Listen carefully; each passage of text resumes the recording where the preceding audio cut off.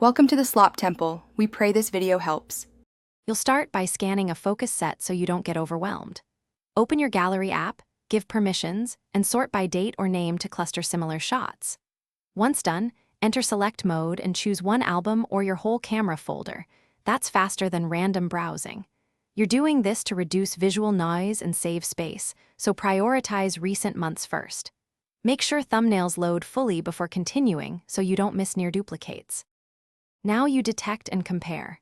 Use the app's duplicate finder or a reputable third-party tool to surface exact and similar matches. It speeds things up.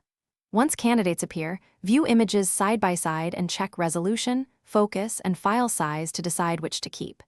If the app groups burst shots, pick the sharpest frame and deselect the rest. Make sure to leave one confirmed good copy. When uncertain, keep the original until you've reviewed it fully.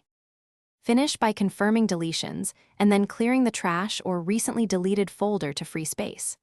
Before any bulk action, create a quick backup to cloud or an external drive. This protects against accidental loss. Once deleted, verify free space and spot check albums for missing photos.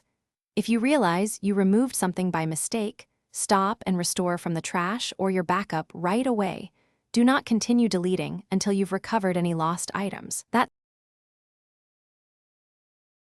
Thanks for watching. Consider subscribing if we helped you.